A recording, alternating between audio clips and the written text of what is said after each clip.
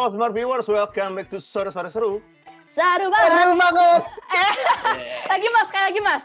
1, Boleh. 2, 3. Seru banget. Iya. Oke. Mantap. Tapi ditolong nanti Mas Andira nanti gantiin saya. Ini kan Jangan dong. bahaya dong, bahaya. Anda rambutnya lebih banyak dari saya jadi aman. Oke, nah ini kita mau ngomongin konten YouTube-nya Mas Andira dulu nih. Nah, Mas Andira, gimana ya? Gue mau bilang gimana ya? Gimana rasa? Gue mau nanya tapi nggak seakan-akan gue ngejudge. Mas Andira, nggak apa-apa. It's okay. Gue nonton YouTube lu, banyak ya kontennya. Gue kira sepeda doang gitu kan awalnya. Maksudnya ada unboxing, ada vlog. Iya. Ini lu arahnya mau kemana sih?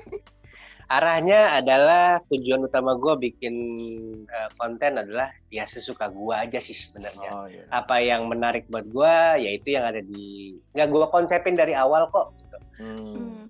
Jadi sesuai momen aja. Jadi kayak waktu awal itu gue bikin YouTube itu adalah untuk merekam perkembangan anak gue. Jadi kalau lihat awal banget YouTube tuh isinya anak gue semua tuh. Oke.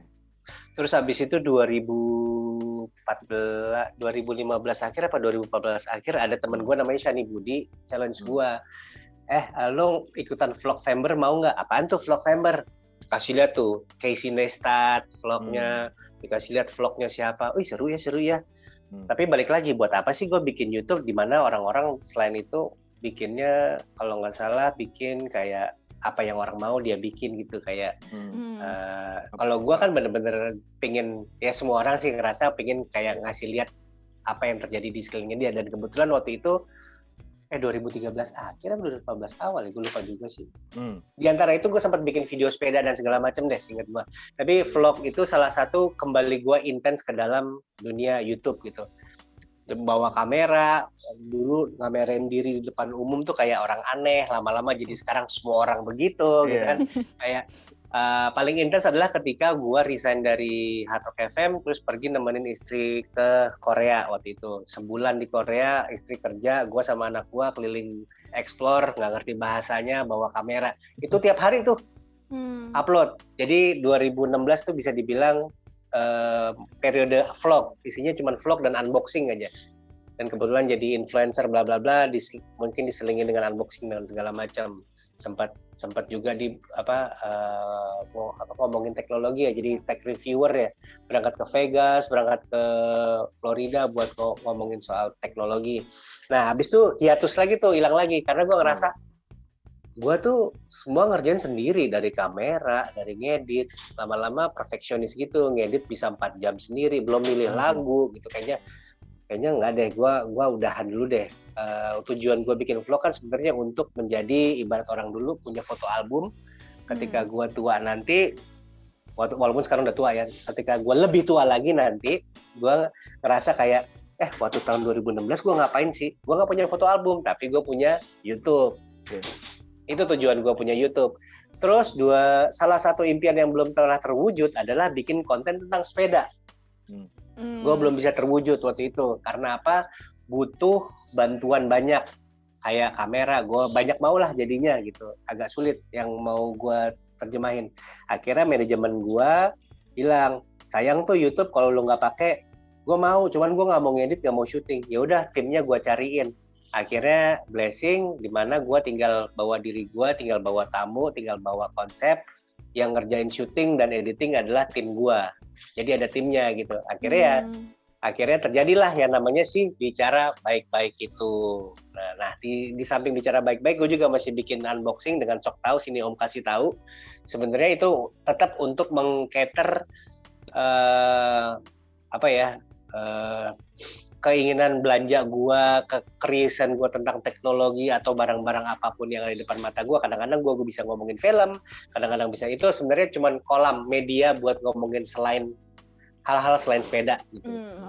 Gitu. Nah, itulah. Mas, penasaran banget nih, kenapa namanya bicara baik-baik? Itu namanya unik banget loh, eye catching banget. Bagus lah, soalnya ada yang bilang bapak-bapak banget, intinya namanya. Soalnya ini kan pakai pan ya, pakai pan. Permainan kata. Yoi, pakai pad bakar kan baik-baik itu kan sebenarnya banyak ya kata anak baik-baik, anak sepeda baik gitu. Ya udah gue bilang karena ini adalah obrolan tentang sepeda dan ridernya, ya kenapa gue pakai langsung aja bicara baik-baik gitu. Tadinya ada satu channel yang gue urusin juga, channelnya Iqbal Ramadan. Itu kan gue bantuin dia juga untuk bikin dia bikin apa sih namanya In the Making season 1 ngomongin soal mobil.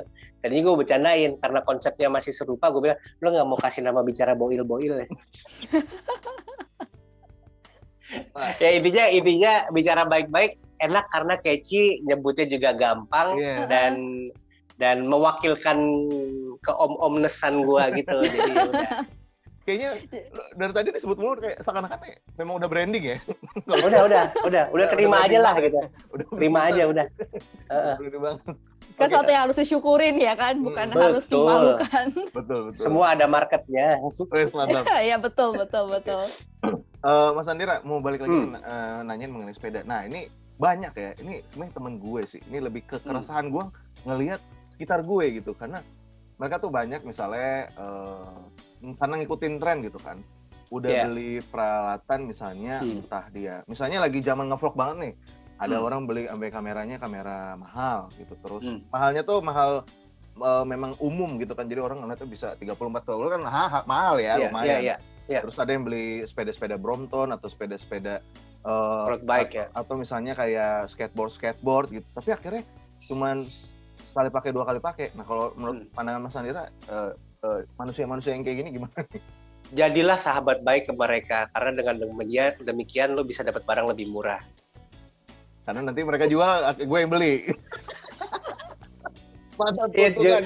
Jujur begitu sih gue. Kadang-kadang ada beberapa temen gue yang suka nyetan-nyetanin temennya untuk beli parts A, parts B, parts C karena dia ngincer parts yang temen dia lagi pakai itu ada banyak kayak gitu. Jadi kayak penadah lah istilahnya kan. Kita semua pasti punya temen yang punya uang tapi nggak punya selera. Dan end up teman kita itu beli barang-barang yang kita kepengen. Dan end up dia nggak perlu, akhirnya kita yang pakai. Kita semua pasti punya teman seperti itu. Atau kita sadar menjadi orang yang itu, sadar nggak sadar. Nah, tapi kalau pandangan gue sama mereka, gue nggak masalah. Satu sih yang selalu gue tekankan ketika teman gue yang istilahnya berduit dan ingin terjun ke sepeda, gue bilang suruh tahan nafsu. Satu, tahan nafsu, boleh lu terjun sepeda, cuman pelan-pelan ya masuknya ya. Gue nggak mau lu nyemplung langsung keluar, gitu. Jadi nyemplungnya pelan-pelan lah. Istilahnya kayak, gue mau langsung upgrade ini. Oh tahan dulu, pakai aja dulu sepedanya. Nanti dari situ lu kedengeran mana yang perlu di-upgrade, gitu.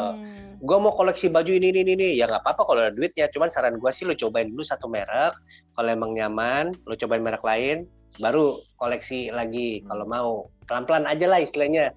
Karena terus terang gua lempar di depan disclaimer, kalau lu langsung upgrade, lu langsung belanja, walaupun lu mampu, lu akan dibilang norak, gitu aja sih. Iya benar juga tuh. Gua concern sama temen gua dibilang norak terus dia patah hati aja sih, gitu aja. Iya. Nah, ini ngomongin lagi tadi masalah upgrade. Nah, ini Mas Andira, kalau di sepeda itu sebenarnya bakal paling keluar banyak koceknya tuh selain sepedanya ya, bakal di mana sih? Itu di mananya upgrade bannya atau apa, stangnya gue nggak paham tuh. Nah itu apa tuh? Oke, kalau ngomongin soal sepeda, abis banyak di mana? Sepeda akan terasa mahal ketika kita banyak maunya dan selalu membanding-bandingkan dengan barang teman kita sendiri, tentunya. Tapi kalau ngabisin duit paling banyak di mana, jelas ketika kita upgrade namanya drivetrain lah ya, istilahnya kayak mesinnya, mechanical-nya. Ketika kita ingin performa lebih baik, tentu kita ingin segala sesuatu yang lebih enteng, lebih sedikit gesekannya, barang yang lebih ringan kayak tadinya besi diganti titanium, yang kayak gitu, itu akan habis cepat sih. Tapi kalau belakangan ini karena kebanyakan goten, yaitu goes pergi untuk konten masuk ke Instagram, ya kan? Kebanyakan duit habis untuk aksesoris seperti gear baju. Oke. Lu sering lihat Rafa, ada namanya Pas Normal Studio, barang-barang impor tuh. Kan malu ya ketika lu ini asumsi gue, ketika lo rajin naik sepeda road bike itu yang tiap hari ngelup di Sudirman atau di Mozia atau di Karawaci, lo tertangkap foto dengan kostum yang sama terus gitu. Itu atas bawah satu set bisa 2 jutaan, 3 jutaan soalnya. Oke. Nah, makanya ketika lu tertangkap kamera dengan baju yang sama terus kan kayak lu nggak punya baju lain ya gitu. Iya. Apalagi cewek, aduh. Ini ya, gengsi ya. Lu lihat fitnya Luna Maya, Sigi Wimala, ada nggak yang sama bajunya dia pakai? Nggak ada. Super sekali, luar biasa. Iya. Tapi kalau Mas sendiri tuh orang yang concern juga nggak sama pakaian atau cuek aja? Gue karena basicnya commuting, back to work, gue nggak pernah, bisa dibilang jarang pakai baju yang ketat-ketat itu, kecuali kalau emang lagi mau olahraga naik road bike atau lagi mau Jakarta Bogor gitu. Gue paling pakai celana pendek sama kaos. Oke. Kayak model dry fit atau yang gampang kering lainnya lah, Uniqlo Airism gitu-gitu, celana pendek. Sesimpel mungkin sih, senyaman mungkin, ketika kan kebanyakan juga kalau naik sepeda kita parkir duduk di kafe gitu kan, nggak nyaman juga ya pakai baju ketat, nggak pede aja sih, secara berat badan juga tidak enak dilihat gitu. Itu Nathan dah. Kinda relate ya. Paham gitu. Oke, Smart Viewers, kita tahan dulu ya karena ada yang mau lewat dulu. Nah, ini tentunya tadi udah sedikit kisik-kisik dikit ya untuk ngobrolin mengenai seru banget. Baik banget. Belum. Ntar ada aba-abanya. Oke. Nah, Smart Viewers, makanya abis ini kita akan ngobrol-ngobrol lagi dengan Mas Andira. Pokoknya jangan kemana-mana, tetap di sore-sore seru. Seru banget.